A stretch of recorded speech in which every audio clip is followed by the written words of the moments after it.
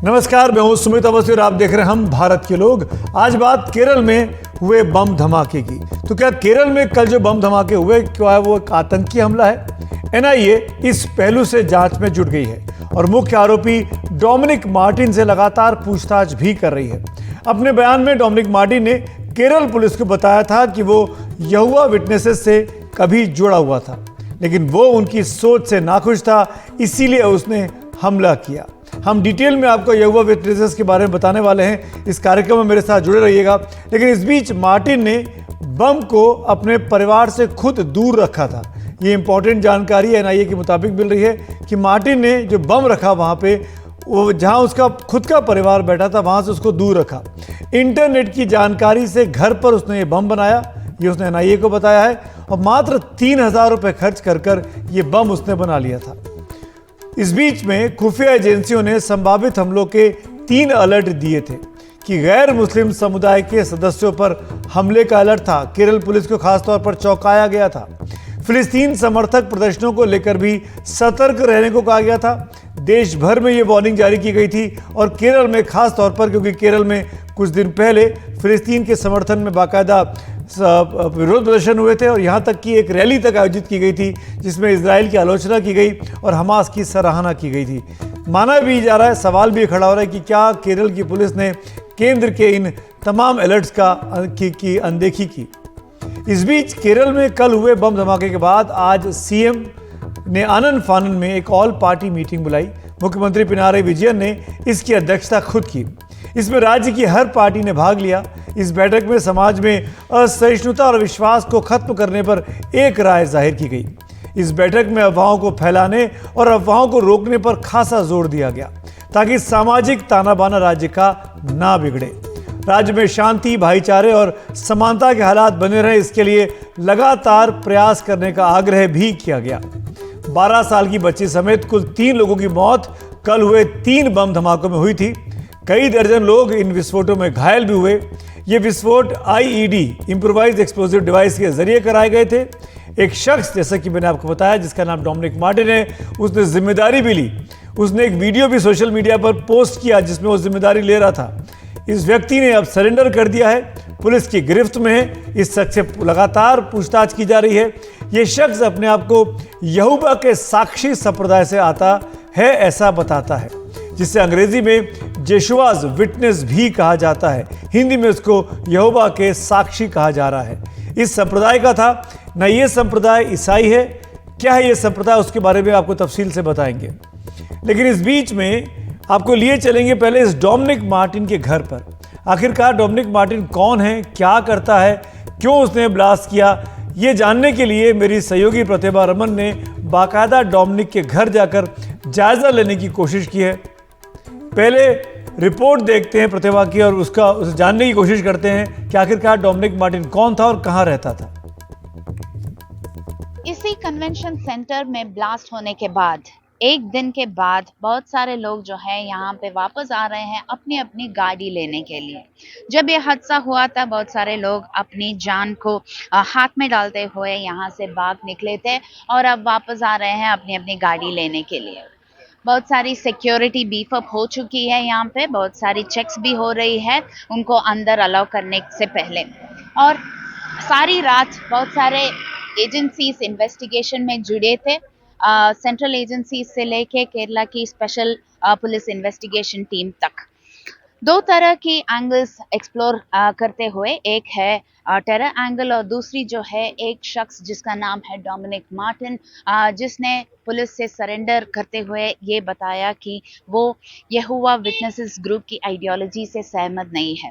उसकी तरह की इंट्रोगेशन हो रही है और उनके घर में जाके तलाश भी हुई थी और उनके डॉक्यूमेंट्स कलेक्ट करते हुए ये कोरॉबरेट कर रहे हैं कि उसकी स्टेटमेंट और यहाँ की एविडेंस जो है वो पीस टुगेदर करते हुए इन्वेस्टिगेशन में किस तरह की इंफॉर्मेशन हमारे सामने आएगी। और दूसरी तरफ केरला के सीएम जो है आज एक ऑल पार्टी मीटिंग ऑर्गेनाइज करते हुए यहाँ पे आए थे और ब्लास्ट साइट और हॉस्पिटल में इंक्वायरी करके यहाँ की जो रिपोर्ट है वो वापस लेके गए हैं। अब देखना पड़ेगा कि आगे वाली स्टेप्स क्या क्या लेंगे। कैमरा पर्सन कुमार के साथ प्रतिभा रामन, कोची में, एनडीटीवी इंडिया के लिए। आखिरकार ये सेक्ट है क्या जिसके बारे में हम लोग बात कर रहे हैं, इसको जानने की भी बहुत उत्सुकता है। हम आपको तफसील से बताते हैं क्योंकि हिंदुस्तान के लोग, खासकर जो पूर्वी, उत्तरी और पूर्वी भारत में रहते हैं, उन्होंने शायद ही इसके बारे में सुना हो। तो ये जानना ज़रूरी है कि ये यशवाज विटनेस, जिसको हिंदी में यहोवा के साक्षी कहा जा रहा है, ये संप्रदाय आखिर है क्या। इस संप्रदाय के लोग अपने आप को ईसाई और यहूदी दोनों से अलग मानते हैं। ईसाइयों के त्यौहार जैसे क्रिसमस, ईस्टर आदि को ये नहीं मनाते हैं। ईसाइयों द्वारा मानी जाने वाली होली ट्रिनिटी को भी ये लोग नहीं मानते हैं। होली ट्रिनिटी यानी पवित्र पिता, पुत्र जीसस क्राइस्ट और पवित्र आत्मा को नहीं मानते हैं। इस संप्रदाय के मानने वाले लोगों का कहना है कि इनके भगवान यहोवा ही दुनिया के निर्माता हैं और यही एकमात्र भगवान है। ये मानते हैं कि यहोवा तो भगवान है, जीसस क्राइस्ट, मोजेस और अब्राहम के, यानी ये तीन जो अलग अलग धर्म हैं, उनके अगर कोई भगवान है तो वो यहोवा हैं। इस संप्रदाय का ये भी मानना है कि जीसस स्वर्ग में देवताओं के राजा हैं, पर देवता तो खुद यहोवा ही है। घर घर प्रचार करके अपने संप्रदाय का ये लोग विस्तार करते हैं। ये पवित्र बाइबल में लिखी बातों को ही सब सच मानते हैं। इनका मानना है कि ये दुनिया बहुत जल्दी खत्म हो जाएगी और केवल यही लोग बचेंगे। इस संप्रदाय के लोग विचारधारा के तौर पर अपने आप को निष्पक्ष बताते हैं, किसी और धर्म या पंथ के साथ जुड़ना पसंद नहीं करते हैं, लेकिन दूसरे धर्म को सम्मान देते हैं, ऐसा इनकी ऑफिशियल वेबसाइट में जरूर लिखा गया है। अब यहोवा के साक्षी यानी संप्रदाय का भारत के साथ क्या कनेक्शन है? 1870 में इस संप्रदाय की शुरुआत अमेरिका में हुई। 1905 में यह पहली बार संप्रदाय भारत पहुंचा। 1926 में मुंबई में इसका पहला ऑफिस बना। 1978 में कानूनी तौर पर इस संप्रदाय को भारत में मान्यता मिली। 1985 में सुप्रीम कोर्ट से संप्रदाय को बड़ी जीत मिली। इनको राष्ट्रगान गाना जरूरी नहीं है, लेकिन सम्मान में खड़ा होना पड़ेगा, इस बात को सुप्रीम कोर्ट ने कहा। दूसरों का खून चढ़ाए जाने के बिल्कुल खिलाफ रहते हैं ये लोग। न अपना खून देते हैं, न किसी और का खून लेते हैं, चाहे कितनी बड़ी भी मेडिकल इमरजेंसी क्यों ना हो जाए। 2020 में बेंगलुरु में यहोवा के साक्षी समुदाय के नाइजीरियाई नागरिक का खून चढ़ाए बगैर लिवर ट्रांसप्लांट किया गया था, ऐसा बेंगलोर के उस अस्पताल का दावा था। इसीलिए बार बार कह रहे हैं कि ये कम्युनिटी, ये जो सेक्ट है, इसकी बहुत सी धारणाएं कुछ अलग है बाकी समाज के बाकी लोगों से। अब यहोवा के साक्षी संप्रदाय की मान्यताएं क्या क्या है, यहीं पर आकर दरअसल सारी की सारी कंट्रोवर्सी खड़ी होती है। ये लोग मतदान में हिस्सा नहीं लेते, ये कोई चुनाव नहीं लड़ते हैं, और सबसे खास बात यह कि ये किसी झंडे को, किसी भी राष्ट्र के सम्मान को सैल्यूट नहीं करते हैं। ये राष्ट्रगान को ना तो गाते हैं, ना सम्मान में उसके खड़े होते हैं। ये भारतीय सेना में भी भर्ती नहीं होते हैं। ये कोई शपथ नहीं लेते हैं। ये किसी के भी मान सम्मान में पूजा नहीं करते हैं। और जैसा कि मैंने बताया, ये रक्त का ना तो दान करते हैं, ना ही किसी से रक्त लेते हैं। इन्हें अपना ब्लड ट्रांसफ्यूजन भी नहीं करवाते हैं।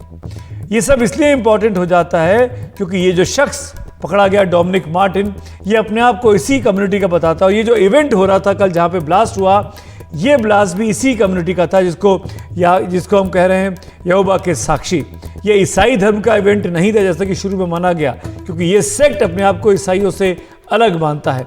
डोमिनिक मार्टिन कौन है? डोमिनिक मार्टिन, इसकी उम्र करीब 48 साल बताई जाती है और इसके 2 बच्चे हैं। ये बहुत ही साधारण से परिवार में रहता है। एक मोटरसाइकिल इसके पास है। 2 साल पहले ये नौकरी करने के लिए गया था खाड़ी के देशों में। कल सुबह सुबह अपने घर से निकल गया अपनी बीवी को बता के। अब इसके घर पे जाके मेरी सहयोगी प्रतिभा रमन ने जानने की कोशिश की है इसके परिवार के बारे में। अब इसके परिजन क्या सोच रहे हैं जब इसने खुद इतने बड़े हमले की जिम्मेदारी ले ली है। मैं अभी डोमिनिक मार्टिन के घर के सामने खड़ी हूँ। यही है वो घर जो रेंटेड अकोमोडेशन है, जहाँ पे 5.5 years डोमिनिक मार्टिन यहाँ पे थे। और 2 साल पहले वो एक कोचिंग क्लास यहाँ पे जो कंडक्ट करते हुए थे, वो उसको छोड़ के वो गल्फ चले गए थे। और ये गल्फ में जब गए थे तब कोविड पैंडेमिक थी, और 2 महीने पहले वापस आ गए। और उसके बाद सोर्सेस के मुताबिक ये पता चल रहा है कि कल सुबह 5 बजे वो उठकर स्कूटर में चले गए थे और उनके फैमिली को वो वीडियो जो फेसबुक में था वो सरफेस होने के बाद ही पता चला कि ये सब हुआ है।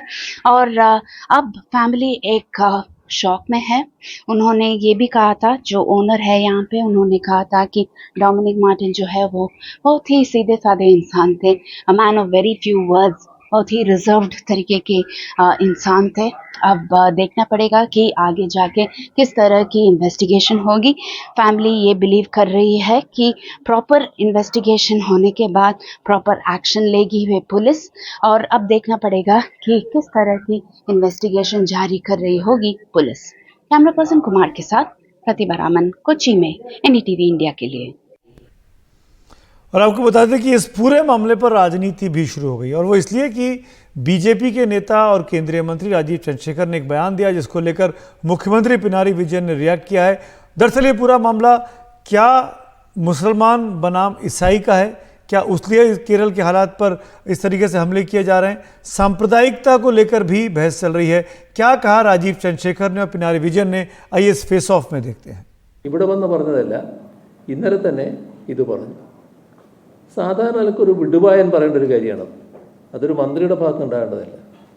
എന്തുകൊണ്ടാണ് അദ്ദേഹം അങ്ങനെ ഒരു നിലപാട് സ്വീകരിച്ചതെന്ന് മനസ്സിലാക്കാൻ കഴിയാത്ത കാര്യമാണ്. ഇവിടെ കേരളത്തിൻ്റേതായ തനിമ തകർക്കൽ ഉദ്ദേശിച്ചുകൊണ്ടുള്ള വാർത്തകളാണ് ഇതിൻ്റെ ഭാഗമായി പിന്നെ ഒരു മറയുമില്ലാതെ അദ്ദേഹത്തിൻ്റെ സുഹൃത്തുക്കൾ പിന്നീട് ഇവിടെ പ്രചരിപ്പിക്കുന്നത് നമ്മൾ കണ്ടത്. അതൊരു പ്രത്യേക വിഭാഗത്തെ താറടിക്കാൻ വേണ്ടിയായിരുന്നു, പ്രത്യേക വിഭാഗത്തെ ലക്ഷ്യം വെച്ചുകൊണ്ടുള്ളതായിരുന്നു. നമുക്കതിൽ ആശ്ചര്യപ്പെടേണ്ടതില്ല. കാരണം രാജീവ് ചന്ദ്രശേഖറും അദ്ദേഹത്തിൻ്റെ കൂട്ടാളികളും അത്തരമൊരു മാനസികാവസ്ഥയിൽ നിൽക്കുന്നവരാണ്. പക്ഷേ കേരളം അതല്ല. കേരളം എല്ലാ കാലത്തും അത് കാണിച്ചിട്ടുണ്ട്. അതിൻ്റെ പ്രത്യേകത ഇവിടെ നാം പുലർത്തിപ്പോരുന്ന സൗഹാർദ്ദവും സാഹോദര്യവും തന്നെയാണ്. BJP is communal. It's a very tortured, definition of communalism that he is now interpreting. And I am saying very clearly that he is using Vargiyavadi and communalism as a phrase to hide his own ineptness as a home minister, his own corruption of his government, and his appeasement politics. It is very clear to me. And if he wants to call me whatever he wants to call me, he can call me. But the fact is, he has to answer for the creation of this type of an atmosphere in Kerala, where radical elements have almost a free pass, including but not limited to Hamas, in terms of spreading the radical message. और जैसे कि आपस में आरोप प्रत्यारोप शुरू हुआ, और इसको लेकर जाहिर तौर पर हमने एक्सपर्ट की राय भी जानने की कोशिश की कि क्या केरल में अभी 3 दिन पहले जो फिलिस्तीन के समर्थन में रैली हुई उसके पलट कर ये हमला किया गया एक ऐसी सभा पर जिसको ईसाइयों के माना गया। क्या ये मुसलमान बनाम ईसाई की लड़ाई केरल में एक नई सांप्रदायिक रूप ले रही है? हमने जानने की कोशिश की, इसी बात पर राय कमर आगा साहब क्या, ये सुनते हैं क्या कहना है उनका।